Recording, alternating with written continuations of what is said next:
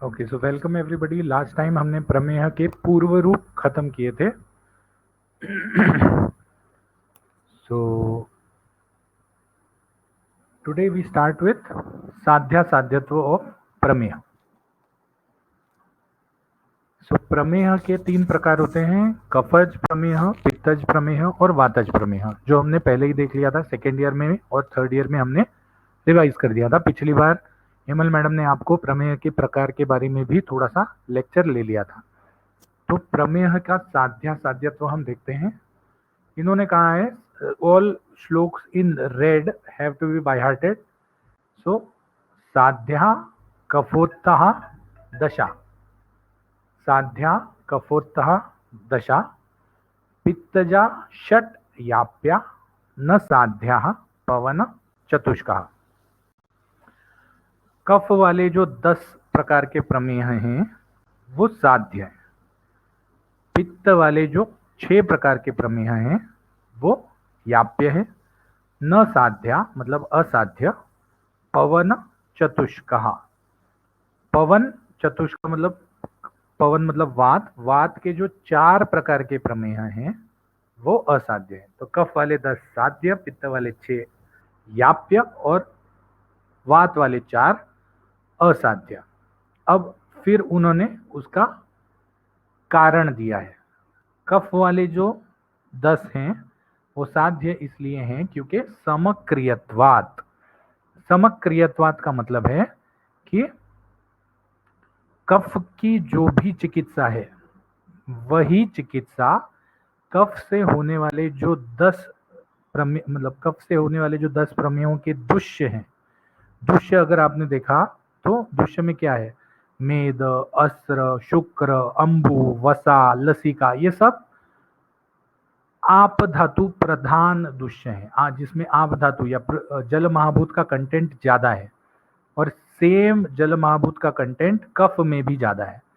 तो जब कफ की चिकित्सा करेंगे तो इन बढ़े हुए दुष्यों की भी चिकित्सा हो जाती है। तो जो क्रिया है वो दोनों पे काम करती है, दुष्य पे भी और दोष पे भी। इसीलिए क्रिया को समक्रिया बोला है, मतलब दोष पे भी काम करने वाली और दुष्य पे भी काम करने वाली। तो समक्रियत्वात्, समक्रिया होने की वजह से कफ के जो 10 प्रमेय हैं वो साध्य माने जाते हैं। फिर पित्त के 6 प्रमेय याप्य कहे जाते हैं। याप्य मतलब जब तक आप ट्रीटमेंट दोगे वो ठीक रहेगा, जैसे ही ट्रीटमेंट बंद कर दी या जैसे ही रोगी ने फिर से निदान चालू कर दिया तो वो विषम क्रियत्वात्। विषम क्रियत्वात् क्यों? क्योंकि पित्त को शांत करने के लिए क्या क्या चीजें लगती हैं? पित्त को शांत करने के लिए शीत वीर्य वाली चीजें लगती हैं, शीत गुण वाली लगती हैं।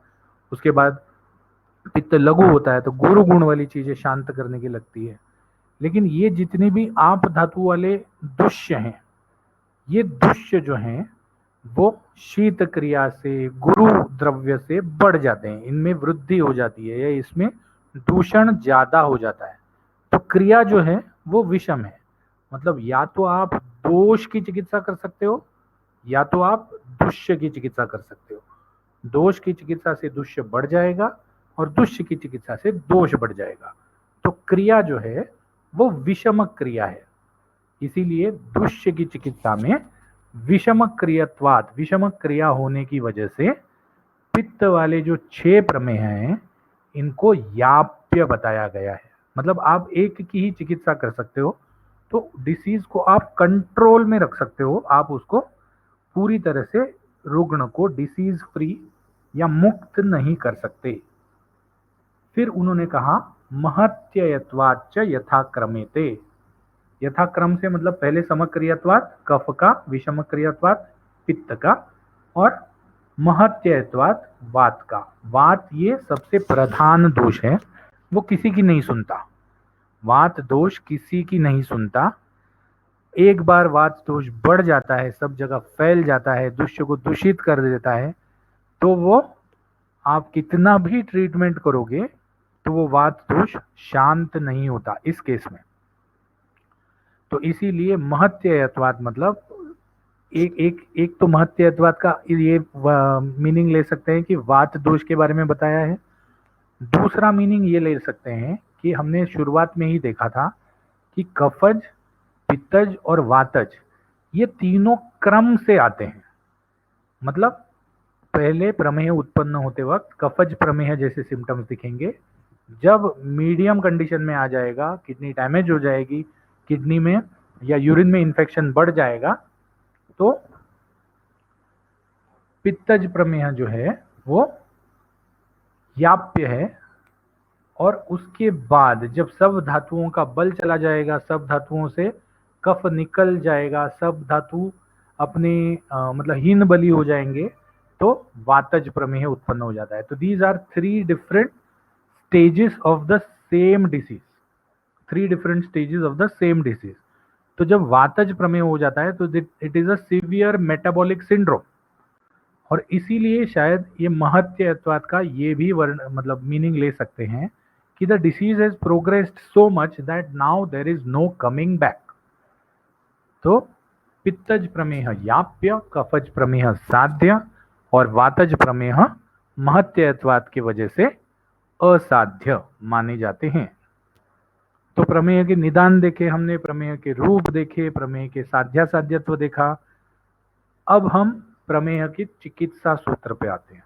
प्रमेय का चिकित्सा सूत्र बहुत जरूरी है, ध्यान रखना। ऑफ कोर्स आप श्लोक में ही ध्यान रखो ऐसा नहीं है, बाय हार्ट करोगे तो एग्जाम में लिखने में काम आएगा। बट प्रमेय की चिकित्सा मैंने इसी लेक्चर सीरीज के पहले वाले लेक्चर में बताया था, when I describe the disease according to the modern parameter. मैंने ये बताया था कि प्रमेय जो है that is very very correlating with diabetes. तो जैसे प्रमेह में दो प्रकार के प्रमेह उन्होंने बताए हैं, एक स्थूल प्रमेह और एक कृश प्रमेह। स्थूल प्रमेही which is metabolic diabetes which comes because of insulin, loss of insulin sensitivity in the cells. There is no problem with the pancreas, but there is loss of insulin sensitivity in the cells. Whereas स्थूल प्रमेय की उलट जो कृश प्रमेही है, in that there is no loss of sensitivity in the cells, but there is a problem with the insulin secretion or insulin generation in the body. और इसीलिए modern medicine भी दो प्रकार के डायबिटीज बताता है। One is insulin dependent diabetes mellitus, जिसमें pancreas में इंसुलिन ठीक तरह से नहीं बन रहा है। तो that is why what happens is insulin has to be given. Whereas दूसरा जो है that is insulin independent diabetes mellitus, जिसमें इंसुलिन तो ठीक तरह से बन रहा है but the cells are not sensing insulin. तो इसीलिए सिमिलर केसेस में या सिमिलर स्टेजेस में प्रमेह का जो चिकित्सा सूत्र है उसमें उन्होंने स्थूल प्रमेही और कृश प्रमेही इन दोनों को मद्देनजर रखते हुए, considering both of them, they have described different treatments, just as you have different treatments in modern medicine for a insulin dependent IDDM and insulin independent NIDDM diabetes. Similarly, we have two different treatment options for sthula pramehi, which can be correlated to non-insulin dependent diabetes mellitus, and krusha pramehi, which can be correlated to insulin dependent diabetes mellitus. तो स्थूल प्रमेही हमेशा बलवान होता है क्योंकि उसके धातु पुष्ट होते हैं शुरुआत से, बचपन से ही। और ये जो प्रॉब्लम आई है वो ज्यादा पुष्ट होने की वजह से आई है। The cells have started to get covered by fat and that is why the insulin is not being sensed. The protein sensors on the cells have got destroyed or have got covered. That is why the insulin is not being sensed. तो स्थूल प्रमेय जो है वो बलवान है क्योंकि उसके धातु पुष्ट हैं, उसको जन्म से प्रमेय नहीं है या बचपन से प्रमेय नहीं है। So that is how we describe स्थूल प्रमेही और non insulin dependent diabetes mellitus. Whereas कृश प्रमेही जो है उसको बचपन से ही प्रमेय है। या प्रमेय का और एक कॉज भी ये बताया गया है कि जब मम्स होते हैं तो मम्स का वायरस जो है दैट कैन, जैसे कोरोना का वायरस जो है that can be found in the liver, that can be found in the brain, in the blood, वैसे ही मम्स का virus also circulates in the body and if it causes pancreatitis, then the beta cells are destroyed, and because the beta cells are destroyed, what happens is the insulin secretion is reduced. Usually Krishabh प्रमेही जो हैं वो आपको कौन से as में दिखाई देंगे? कृषभ प्रमेही आपको दिखाई देंगे 3 या 4 साल के उम्र के बाद, if it is genetic. If it is not genetic but if it is acquired like in mumps, तो कृषभ प्रमेही आपको दिखाई देंगे मम्स या मीजल्स के वायरस, मीजल्स का अटैक आने के बाद, मतलब मम्स का अटैक आने के बाद अराउंड 1 ईयर के अंदर you will come to know that he is passing more urine और he is not able to grow, उसकी हाइट नहीं बढ़ रही, वेट नहीं बढ़ रहा. So that is how you can differentiate. स्थूल प्रमेही will come to you only after the age of course, I have seen as low as 28 and 29 also, but usually in the normal course it is a post 40 disease. The patient will come to you post 40 years of age. So इसीलिए इस 2 प्रकार से उन्होंने divide किया है. अब स्थूल प्रमेही में ऑलरेडी बिकॉज धातु पुष्ट हैं तो वो बलवान है. कृषभ प्रमेही में बिकॉज जब धातु ग्रो कर रहे हैं टीन एजेस में या चाइल्डहुड में, तभी, because as I told you insulin is the only anabolic hormone in the body. Rest all hormones are catabolic hormones. That means they reduce the size of your body. तो if insulin is not there, the catabolism in the body will be more. So that is why there will be no height growth, weight growth. तो इसीलिए Krishabh प्रमेही you can diagnose by only 2 things: weight is not growing, body is not getting strong, plus second is he is passing more amount of urine में because there is more of sugar loss also. तो urine में तुरंत मूंगी आ जाती है, ants, चीटियां तुरंत आ जाती है, और धातु पुष्ट न होने की वजह से वो दुर्बल होता है. तो स्थूल प्रमेही बलवानी है कहा, कृशस्त थे कहा, परि दुर्बलश्च. कैसे डायग्नोस करना है ये 2 रोगियों को, ये उन्होंने बोला है कि स्थूल प्रमेही जो है वो बलवान होता है, कृशभ प्रमेही जो होता है वो दुर्बल होता है. संब्रूहणम तत्र कृशस्य कार्यम संशोधनम दोष बलाधिकस्य. मतलब जिसमें दोष बल ज्यादा है या बल ज्यादा है, स्थूल है, उसमें संशोधन करना चाहिए. So all post 40 people need संशोधन, whereas all insulin dependent diabetics need संब्रूहण. तो ये पहली 2 लाइन बहुत इंपॉर्टेंट है. नीचे वाली 2 लाइन अगर आपने बाय हार्ट नहीं भी की तो चलेगा, लेकिन पहली 2 लाइन आर द मेन चिकित्सा सूत्र. संब्रूहणम तत्र कृशस्य कार्यम. तो ब्रूहण देना चाहिए कृश में. ब्रूहण इज व्हाट? ब्रूहण इज एनाबॉलिक ड्रग्स और एनाबॉलिक प्रोडक्ट्स, एनाबॉलिक फूड. अब ये एनाबॉलिक फूड देना चाहिए. यहाँ पर again modern medicine has not described anything, but Ayurveda goes into detail that ब्रूहण देते समय, ब्रूहण देते वक्त, which are the drugs which have to be used. If you see all throughout the chapter, इसके आगे उन्होंने ब्रूहण देने के लिए they have used drugs like month, they have used different fruit juices. Why they have used fruit juices or month? That is because month, fruit juices have more amount of fructose. There are different types of sugars. Fructose है, lactose है, sucrose है, glucose है, maltose है. Maltose is found in grains, sucrose is found in sugar, fructose is found in fruits, glucose is found in, again glucose तो मतलब जो ग्लूकोन सी वगैरह मिलता है उसमें. Now if you divide these sugars, what happens is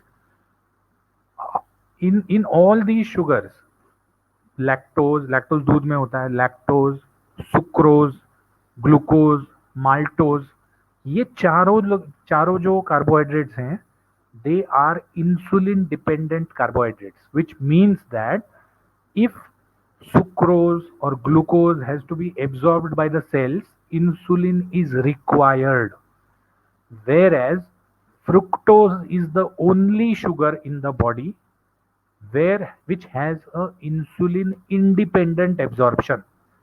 Whether you have insulin or whether you don't have insulin, fructose is going to get absorbed in the body.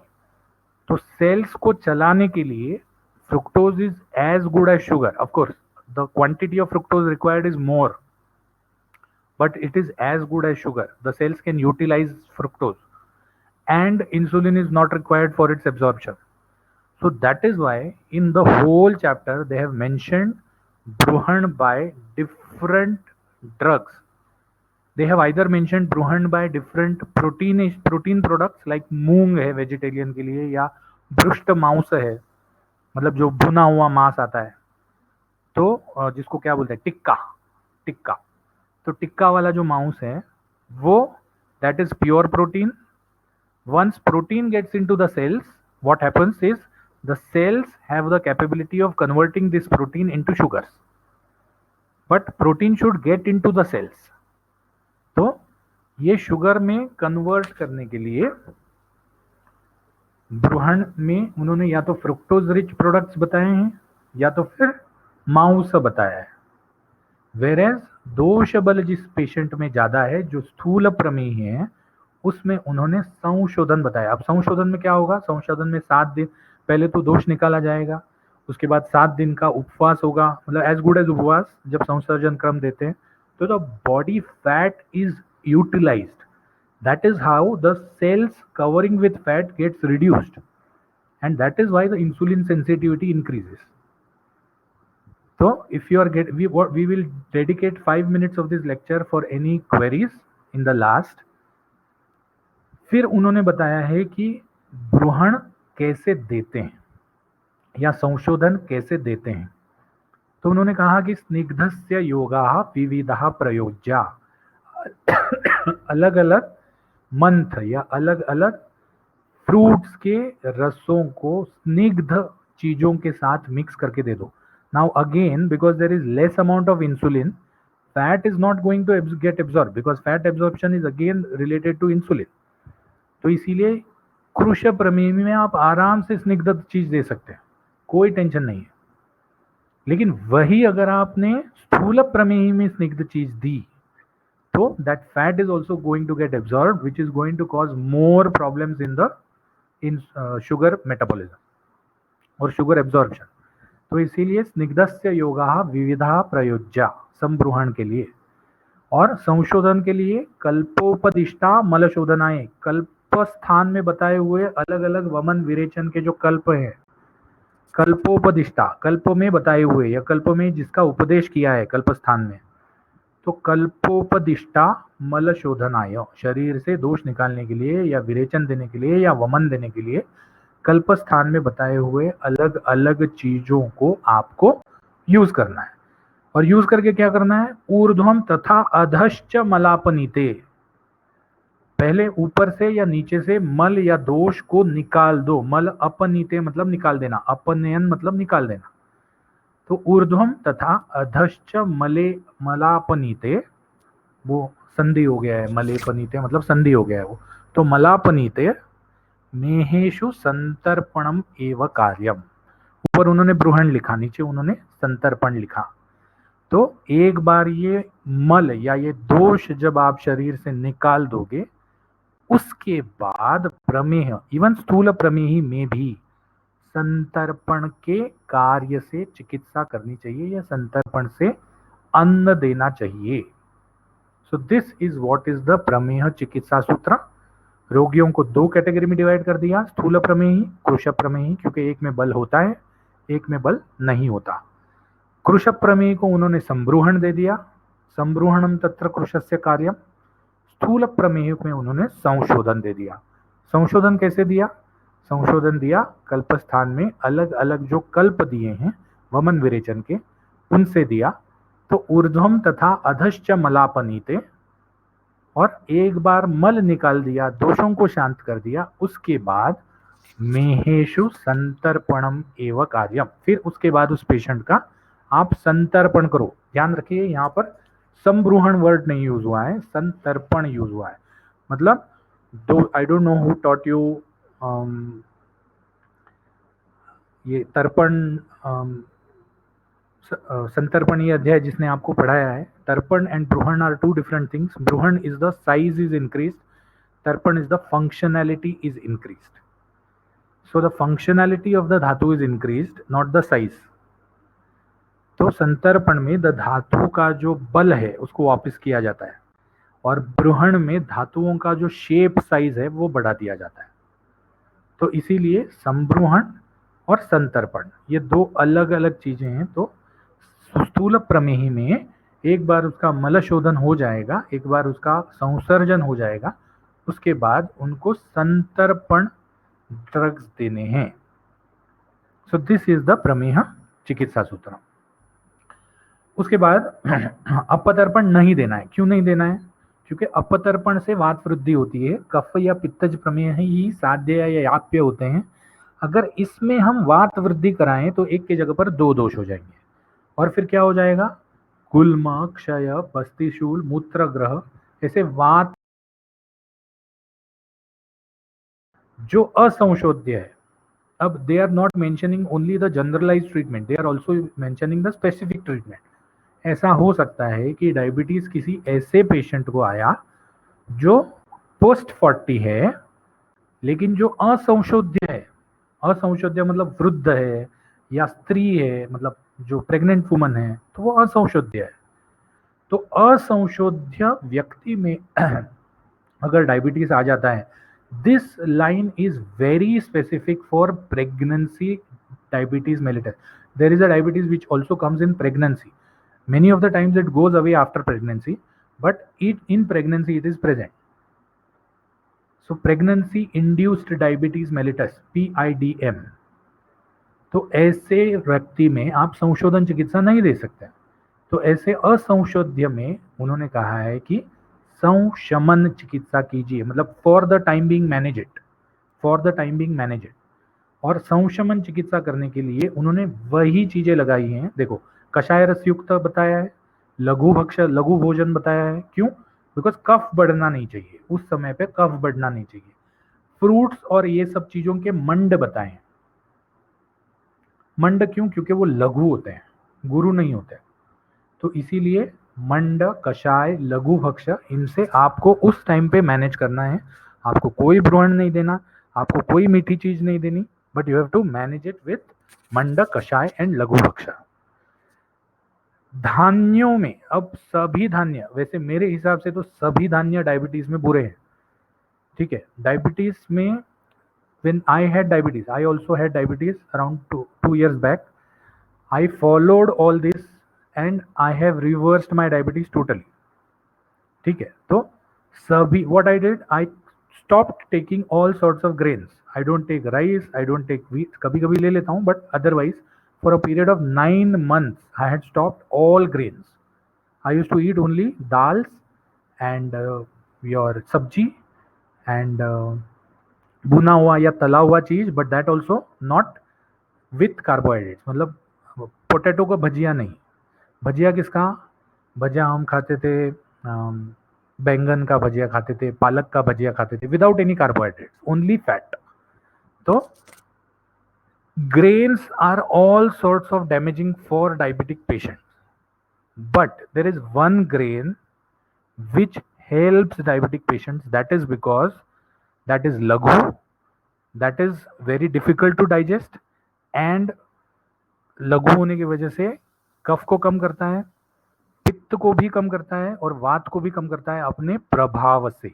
तो इसीलिए प्रमेह की चिकित्सा में यव नाम के जौ, बार्ली का सबसे ज्यादा महत्व है.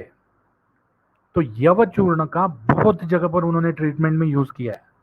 डायबिटीज के पेशेंट में यव के चूर्ण का बहुत यूज किया है. मतलब यव के चूर्ण में मंड बनाना, यव के चूर्ण को भून के देना, यव का चूर्ण खाना. यव का चूर्ण का अनन्य साधारण महत्व है. That is the only grain which they have mentioned for diabetic patients. तो इसीलिए जौ का आटा, जौ की रोटी, जौ का सत्तू, that is better for diabetic patients. फिर उन्होंने कहा है कि अगर आपको धान्य खाना ही है, if you want to eat grains, ensure that it is पुराण धान्य, मतलब बहुत सारे दिन पुराना. 1.5 साल 2 साल। इफ यू सी, अगर आपने एडवर्टाइज देखी हो तो बासमती राइस में एक इंडिया गेट्स बासमती राइस आता है विच is very very costly. That is because it is 4 years aged. What do you mean by aged? मतलब उसको रीप किया है, चावल को निकाल दिया और फिर 4 साल तक वैसे ही रखा, कुछ नहीं किया उसको, पुराना हो गया वो। तो पुराण धान्य जितना है उतना आप डायबिटीज में ले सकते हैं। The reason, time destroys the carbohydrate in this धान्य। Of course, today the grains which we are used are polished, so even the upper fiber coating is gone. But otherwise, at that time, Purana Dhanya was a very nice way of eating.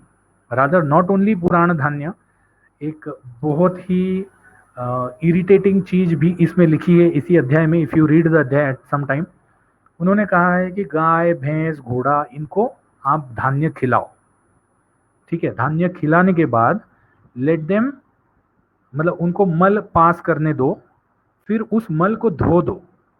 धोने के बाद जो धान्य उनसे भी नहीं पचा, उस धान्य को अलग निकालो, उसको उससे रोटी बनाओ, उससे सत्तू बनाओ। That is because it has gone through a digestive system. So only those grains which are very very difficult to digest are remaining in the mull of these animals. तो उस ग्रेन को अगर आप यूज करोगे तो you will have something which is very difficult to be, मतलब पेट भर जाएगा लेकिन तर्पण नहीं होगा या ब्रूहण नहीं होगा। तो ऐसी चीजें भी उन्होंने, because they did not have all those medicine. वो जितना भी पॉसिबल है, प्रैक्टिकली जितना पॉसिबल है, जितना उनको लॉजिकली समझ में आता था, वो चीजें वो करते थे। उसके बाद उन्होंने कहा कि विष्कर प्रतूद पशु के मांसरस। नाउ व्हाट इज विष्कर एंड व्हाट इज प्रतूद? विष्कर मीन्स जो जमीन के नीचे बरोज या होल्स बना के रहते हैं, जैसे रैबिट है या फिर चूहा है या फिर और भी होंगे। माई जूलॉजी इज वेरी वीक। लेकिन विष्कर प्रतूद मतलब ऐसे मांस, ऐसे प्राणी जो अपनी चोंच से शिकार करते हैं, चोंच से शिकार करते हैं। तो ऐसे पशु पक्षियों के मांसरस। Now why they have said प्रतूद एंड विष्कर? बिकॉज इफ यू सी, प्रतूद और विष्कर से जो प्राणी हैं, they don't have a lot of fat covering on them. They don't have a lot of fat covering on them. So it is very easy to digest and it has more amount of protein. तो इसीलिए विष्कर और प्रतूद पक्षियों के मांसरस। फिर पुराण मद्य, alcohol जितना पुराना होते जाता है, even I don't know how much experience you have with alcohol, but if you have understood or if you have heard somewhere, जितनी शराब पुरानी उतनी ज़्यादा महंगी। VAT 69, Johnny Walker Black Label, Johnny Walker Red Label are all 7 years, 10 years, 12 years aged alcohols. And the property of an aged alcohol is it is not absorbed immediately. Absorption and liver metabolism takes a lot of time. That is why the carbohydrate or the energy release is very slow. तो जितना पुराना मद्य है उतना शरीर के लिए अच्छा है इस पेशेंट में, प्रमेय में। तो if you get a patient who is diabetic and who takes alcohol, ask him which alcohol he takes. If he says that sir मैं मैकडोवेल का विस्की पीता हूँ या ओल्ड मंक का रम पीता हूँ या रोमेनो का वोडका पीता हूँ, दीज आर ऑल नॉट पुराण मद्य। ये पुराने मद्य नहीं है, ये बना बाटली में भरा बिक गया। तो ask him to drink a aged alcohol, so that ideally ask him to reduce alcohol, but if at all he can't reduce, ask him to drink aged alcohol. aged alcohol में फायदा क्या होगा? एक तो बहुत महंगा आएगा तो ज्यादा पिएगा नहीं, दूसरा शरीर को नुकसान नहीं करेगा। फिर उन्होंने सत्तू बनाने को बोला है, स्पेसिफिकली यव का सत्तू। Everybody knows how to prepare sattva. तो sattu is what? Sattu is you pound the grain. आप ग्रेन को पीस देते हो, फिर उसको पानी में रख देते हो, पानी में उसको हाथ से मसल देते हो, मसलने के बाद पानी निकाल देते हो, जो नीचे बचा हुआ है वो सत्तू। Now why they have asked sattu to take? Because the water will absorb or dissolve all the readily absorbable carbohydrates and it will remove it out. तो सत्तू जो बाजार में मिलता है वो सत्तू मत लेना, because that is not properly prepared. But if a person is diabetic, दुर्बल है, तो आप यव का सत्तू 101% घर पे बना सकते हो। तो सत्तू बोला है उन्होंने because all the readily absorbable कार्बो, all the treatment, if you look at all the treatment in prameha chikitsa, it is based on only two things. First is readily absorbable और readily available carbohydrate जितने भी हैं उनको निकाल देना है या उनको अपने आहार से अलग करना है. So that is the basic aim. Second is to ensure that the energy availability or the glucose availability or the availability of power from your food is not immediate, is not immediate. तो इसीलिए सत्तू का भी उपयोग बताया है. तिक्त शाक is all पालक मेथी जितने भी तिक्त वेजिटेबल्स हैं वो सब आप उसमें यूज कर सकते हो, क्योंकि तिक्त रस का एक गुणधर्म ये है, तिक्त रस लेखन है. लेखन फर्स्ट ईयर में जाओ याद करो, कषाय रस और तिक्त रस जो है वो लेखन है. तो लेखन होने की वजह से सेल्यूलर लेवल पे फैट का लेखन हो जाता है, इंसुलिन सेंसिटिविटी बढ़ जाती. उसके बाद उन्होंने बोला त्रिफला जैसी चीजें, मधु जैसी चीजें. Now again Madhu, if you remember, Madhu is gathered from flowers and flowers also have fructose. So madhu is very rich in fructose and fructose is insulin independent. तो इसीलिए शहद जो है, अगर ओरिजिनल शहद है तो not one of the invert syrups. Nowadays the madhu which you get in the market is nothing but invert syrup. Sugar को चाशनी बना के उसको इन्वर्ट कर देते हैं. तो the madhu which you get in the market is mostly invert syrup. तो मधु भी because it is original madhu, because it is lekhan, because it is high in fructose, can be taken. तो अगर उनको अब सब चीजें अगर मीठी बंद करेंगे तो कुछ तो मीठा लगेगा ना. तो the most ideal way to have meetha is nature made sweet items. For example khajur, anjeer, उसके बाद शहद. तो ये मीठा अगर मतलब अगर उनको खाना ही है तो that you can use. Triphala because it is त्रिदूषनाशक plus triphala is also lekhan. दारू हरिद्रा और अमल की, ये लास्ट के जो दो हैं, लास्ट के दो are very very important, especially to reduce the complications of diabetes. Once you have diabetes will come on taking a toll on your body. धीरे धीरे हर धातु, हर ऑर्गन को डैमेज करते जाएगा because the micro circulation is reduced. Diabetes में patient के एक अवयव पे, सेल्स पे, उसके बाद अंदर जो वेसल्स हैं, वेसल्स के इंटरनल लाइनिंग पे धीरे धीरे these excess carbohydrates get deposited as fat. तो because there is loss of micro circulation, most of the complications in body happen. To ensure micro circulation, Haridra or Amalki are the two wonder drugs,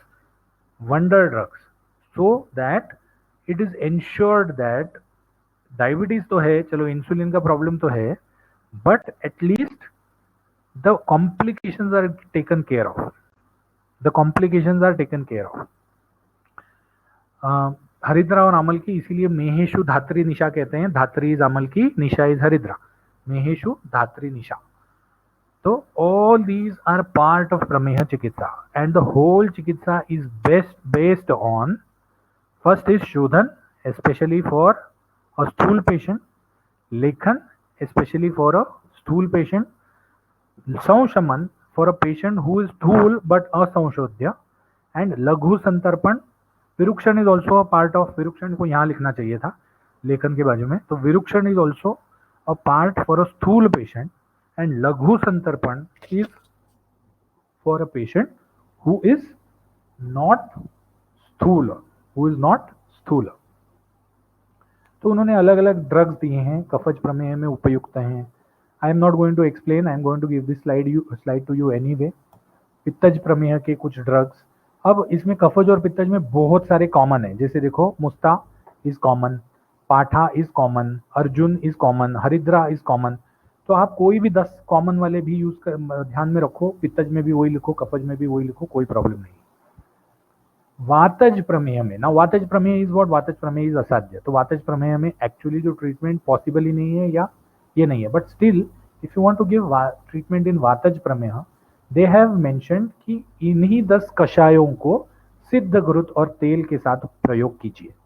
इन्हीं, ये जो अभी drugs हमने देखे, उन्हीं drugs के कषाय रस, कषाय मतलब काढ़े को घृत से या तेल से सिद्ध करके यूज कर सकते हैं। सेम यू कैन डू अगर कफज प्रमेय में किसी और कारण, मतलब प्रमेय तो कफज स्टेज में ही है, लेकिन किसी और कारण के वजह से वात वात की भी वृद्धि हुई है, तो एट दैट टाइम ऑल्सो अगर अनुबंध है तो दोष के विशेष द्रव्यों का उपयोग कर सकते हैं सिद्ध घृत और तेल के साथ। Now we come to the last slide, that sorry not last, third last slide, that is प्रमेय के रोगाधिकार वाले कल्प। तो प्रमेय भले वो डिसीज जितना भी बड़ा है, लेकिन इसमें ड्रग जो दिए हैं बहुत कम दिए हैं फॉर्चुनेटली। तो त्रिकंटकाद्य तेल अगर वात कफज है तो, त्रिकंटकाद्य घृत अगर वात पित्तज है तो, त्रिकंटकाद्य यमक, only you must be remembering what is the यमक फ्रॉम द सेकेंड ईयर। यमक is a product in which two or more स्नेह is used. सो दो या दो से ज्यादा स्नेह जिसमें यूज होते हैं वो यमक कहा जाता है, यमक स्नेह। और ड्रग्स में उन्होंने दिया है फलत्रिकादि क्वाथ, लोध्रासव, दंत्यासव और खदीर सिद्ध जल। खदीर की लकड़ी को जला देते हैं, फिर उसको पानी में बुझा देते हैं, फिर जलाते हैं, फिर पानी में बुझाते हैं, फिर जलाते हैं, फिर पानी में बुझाते हैं। तो खदीर के सिद्ध जल या खदीर के सिद्ध वाला कोई भी मंड या शरबत। प्रमेह में आहार विहार कैसे होना चाहिए? तो प्रमेह के आहार में जैसे मैंने पहले बताया, या तो यव, या तो मूंग, या तो भ्रुष्ट मांस, प्योरली प्रोटीन। और विहार में उन्होंने कहा है कि जैसे हमने इसके पहले मेदस्वी पेशेंट या मेदस्वी व्यक्ति की जो चिकित्सा बताई है, उसमें जितना कुछ बताया है सब आप प्रमेह में कर सकते हो। In our normal course also we find obesity as the prime cause of diabetes. Diabetes होने के पहले आदमी ओबेस हो जाता है, and many a time this obesity is not seen. हाँ, ठीक है। सो हम ऐसे पेशेंट्स को क्या कहते हैं, मतलब बाहर से तो वो ठीक दिखते हैं, but internally there is, if you do a CT scan or an MRI, there are loads of fat which is deposited inside. So we call such patients as TOFI. TOFI means thin on the outside, fat on the inside. Thin on the outside but fat on the inside. So medasvi vyakti, because fat is the prime culprit, med dhatu is the prime culprit in all cases of diabetes mellitus. तो इसीलिए मेदस्वी में जो जो भी चिकित्सा बोली गई है सब, सॉरी, जो जो भी विहार बोला गया है वो सब आप प्रमेय के व्यक्ति में दे सकते हो। यहाँ पर कौन सा प्रमेय है? स्थूल प्रमेय, कृश प्रमेय नहीं है। फिर व्यायाम करने को बोल सकते हो। व्यायाम के अगर आपने फर्स्ट ईयर से व्यायाम के ये लिख, and you can write this if you have व्यायाम का श्लोक बाय हार्ट, तो आप थर्ड ईयर में भी लिख सकते हैं, कोई प्रॉब्लम नहीं है। कि लाघवम कर्म सामर्थ्यम दीप्तो अग्नि मेधसोक्षया विभक्त घन गात्रत्वम व्यायामात उपजायते। तो लाघवम, लघुता आ जाती है, क्योंकि दोष और धातु जो है वो सब गुरु है यहाँ पर। कर्म सामर्थ्यम, ये व्यायाम करोगे तो और व्यायाम करने की शक्ति आएगी, विच इज रियल। मतलब if you are a diabetic, what happens is आपको लेजीनेस आ जाता है, लेकिन जैसे ही आप व्यायाम करना चालू कर देते हो, या इंड्यूस्ड व्यायाम, जबरदस्ती व्यायाम करना चालू कर देते हो, you feel like more and more, doing more and more. तो कर्म सामर्थ्यम, दीप्तो अग्नि, अग्नि वृद्धि हो जाती है। अग्नि सभी केसेस में अग्नि का अनन्य साधारण महत्व है। मेदस क्षय, व्यायाम का सबसे मेन उपयोग यहाँ है, मेद का क्षय हो जाता है। फिर अपतर्पण उन्होंने बोला है, अपतर्पण अगेन फॉर स्थूल प्रमेय। कि जितना भी विहार बोला है वो सब स्थूल प्रमेय के लिए है, वृक्ष प्रमेय के लिए नहीं है। और वृक्ष उद्वर्तन, वृक्ष पाउडर्स का उपटन, सबसे मेन जो चीज उन्होंने बोली है प्रमेह में, निदान परिवर्जन। और इसीलिए कहा गया है संक्षेपतः क्रिया योगो निदान परिवर्जनम। चिकित्सा को अगर संक्षेप में बताया जाए तो निदान का परिवर्जन करना ही चिकित्सा है, निदान को रद्द करना ही चिकित्सा है। प्रमेह का सापेक्ष निदान, द डिफरेंशियल डायग्नोसिस ऑफ प्रमेह, सापेक्ष निदान। तो उन्होंने कहा कि प्रमेह में एक ही डिफरेंशियल डायग्नोसिस आ सकता है कि जब रुधिर मूत्र, मतलब पित्तज प्रमेह जो है उसमें जहां यूरिन में रेडिश कलर आना चालू हो जाता है, तो you can get a doubt that whether this is प्रमेह और वेदर पित्तज प्रमेह है या अधोग रक्त पित्त है। अधोग रक्त पित्त में भी यूरिन में से ब्लड आना चालू हो जाता है, तो urine becomes turbid and full with reddish colour. प्रमेह में भी लाल कलर का पित्तज प्रमेह बताया। तो उन्होंने कितना इजीली दिया है इसका कि अगर आपको ऐसा डाउट आएगा तो ध्यान रखना, हारिद्र वर्णम रुधिरम च मूत्रम, अगर आपके यूरिन में हारिद्र वर्ण या रेडिश डार्क रेडिश कलर रुधिरम च मूत्रम विना प्रमेह से ही पूर्व रूप ही, अगर ऐसे पेशेंट आपके पास आए और आपने उनको पूछा तो उनमें प्रमेह का कोई भी पूर्व रूप नहीं है। प्रमेह के पूर्व रूप का अगर आपको याद हो, मैंने फर्स्ट या सेकेंड लेक्चर में प्रमेह के पूर्व रूप लिए थे, तो अगर उनमें प्रमेह का कोई भी पूर्व रूप दिखाई नहीं दे रहा है, यो मूत्र ये तम न वदेत प्रमेयम, तो उसको उस मूत्र को या उस मूत्र वाले व्यक्ति को गलती से भी प्रमेही नहीं सोचना। रक्तस्य पित्तस्य ही सब प्रकोपा, ये अधोग रक्त पित्त का प्रकोप है। तो प्रमेह के सापेक्ष निदान में उन्होंने डिफरेंशियल डायग्नोसिस किया है अधोग रक्त पित्त के साथ, वो भी एक ही प्रकार के प्रमेह में, हारिद्रमेह का। ठीक है। दृष्ट्वा प्रमेहम मधुरम सपिच्छम मधुपमम स्याद विदो विचारा क्षीणेषु दोषेषु अनिलात्मकम स्याद संतर्पणाद वा कफ संभवा स्याद। मतलब इन्होंने उसी चीज को आगे मेंशन किया है कि अगर प्रमेह होता तो यूरिन मधुर होता। मधुर कैसे होता? चींटियां अट्रैक्ट हो जाती, एंड्स अट्रैक्ट हो जाती। सपिच्छ होता, सपिच्छ मतलब पिच्छ इज फैट, तो इट विल बी ऑयली। मधुपमम मतलब इट विल बी लाइक मधु। तो इस हिसाब से उन्होंने डिफरेंशियल डायग्नोसिस किया है। प्रमेय का साध्यासाध्य तो हमने पहले ही देख लिया था, कफज साध्या कफोत्था दशा पित्तजा षट याप्या न साध्या पवन चतुष्कहा। तो उसके ऊपर इन्होंने साध्यासाध्यत्व और लिखा है कि अगर सभी पूर्व रूपों के साथ कफ पित्त मेह उत्पन्न हो जाए और उनका बाद में ट्रांसफॉर्मेशन हो जाए वातज प्रमेह में, तो साध्यानते, मतलब ये असाध्य होते हैं। कफज पित्तज प्रमेह के बाद अगर वात प्रमेह उत्पन्न हो जाए और सभी पूर्व रूप और रूप दिखें तो वो असाध्य हैं। पित्तकृतास्तु याप्या साध्यास्तु मेदो यदि न प्रदुष्टम, मतलब पित्त यूजुअली याप्य होता है, लेकिन पित्त साध्य कभी हो सकता है अगर मेद धातु उसमें दुष्ट नहीं है, तो पित्तज प्रमेह भी साध्य होते हैं। ध्यान रखिए, कभी एमडी में या वाइवा में पूछ सकते हैं कि पित्तज प्रमेयों को साध्य कभी बताया। पित्तज प्रमेयों को साध्य तभी बताया है जब मेद धातु जो है वो दुष्ट नहीं हो। और फिर उन्होंने जातक प्रमेही के बारे में बताया है। जातक प्रमेही मधुमेहनोवा न साध्या, जातक प्रमेही जो बाय डिफॉल्ट जेनेटिक डिफेक्ट से होने वाला या एक्वायर्ड जैसे मम्प से होने वाला, वो साध्य नहीं है। क्यों? क्योंकि उसके बीज में ही दोष हो गया है। ये चौपी केचित कुलजा विकारा भवंती तांश प्रवदंती असाध्यान, बिकॉज इट इज अ कुलज विकार, तो इसीलिए उसको असाध्य माना गया है। लास्ट स्लाइड, प्रमेह पीड़िका। उन्होंने बताया है कि प्रमेह में पीड़िकाएं भी आती हैं। इस पीड़िकाओं का वर्णन जो है वो कियंतः शीर्षीय अध्याय में हमने ऑलरेडी कर चुके हैं, इसीलिए हम यहाँ पर उसको रिपीट नहीं कर रहे हैं। और इनकी चिकित्सा या तो शस्त्र से करते हैं फोड़ के, या तो शोधन से करते हैं उसको लेखन करके, या फिर रोपण से करते हैं उसको हील करने के लिए अलग अलग ड्रग्स देके। फॉर रिवीजन, यहाँ पर नहीं बताया but for revision, there are 7 types of प्रमेय पीड़िका।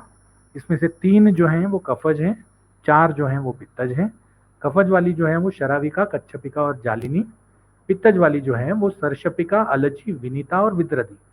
श क जास अविवि, श क जास अविवि शराविका, कच्छपिका, जालिनी कफ के 3, स अविवि सर्षपिका, अलजी, विनीता, विद्रदी पित्त के 4। तो यहाँ पर हमारा प्रमेह अध्याय खत्म हो जाता है। So what we do is, if you have any questions you can put them in the chat box. If you don't have any questions, we've already exceeded our time by 4 minutes and 55 seconds. So if you don't have any questions, you can leave. I will also close. So thank you so much for attending the meeting and have a very, very nice day.